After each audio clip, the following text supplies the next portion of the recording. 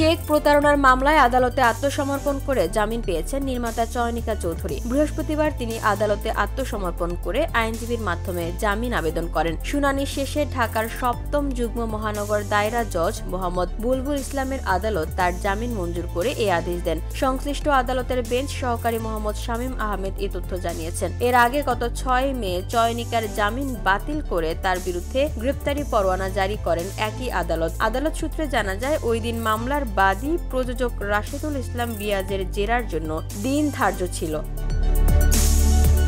তবে আসামি চয়নিকা চৌধুরী আদালতে হাজির হননি। তার পক্ষে আইনজীবী সময় চেয়ে আবেদন করেন, তবে আদালত সময়ের আবেদন নামঞ্জুর করেন। একই সঙ্গে তার জামিন বাতিল করে গ্রেপ্তারি পরোয়ানা জারি করেন। পাশাপাশি এ মামলায় যুক্তিতর্ক উপস্থাপনের জন্য আগামী ২৬ জুন দিন ধার্য করেন। এর আগে ২০১৩ সালের ১৪ মে মামলা করেন প্রযোজক রাশেদুল ইসলাম রিয়াজ। এ মামলার পর ২০১৪ সালে ২ জুন আদালতে আত্মসমর্পণ করে জামিন নেন চয়নিকা চৌধুরী। ওই বছরের ৭ আগস্ট মামলাটি বিচারের জন্য ঢাকা মহানগর দায়রা জজ আদালতে বদলি করা হয়। বসুন্ধরা, উত্তরা, বনশ্রী, কুড়িল ও বাড্ডা সহ রাজধানীর বিভিন্ন স্থানে অভিজাত ও অত্যাধুনিক মানের ফ্ল্যাট কেনার এক নির্ভরযোগ্য প্রতিষ্ঠান প্লেজেন্ট প্রপার্টিজ লিমিটেড। তাই আপনার স্বপ্নের আবাসনের জন্য আজই যোগাযোগ করুন। Pleasant properties limited, where destiny matches eventually.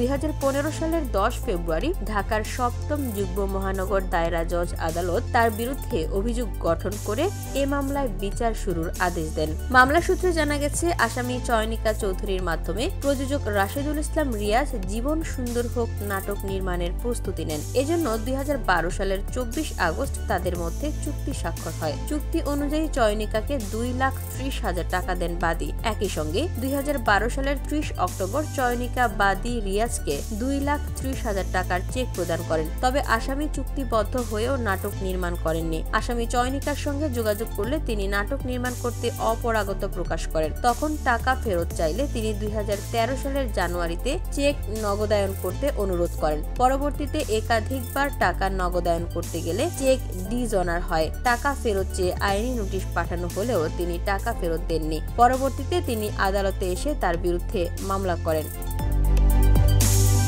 VOD Bangla news desk.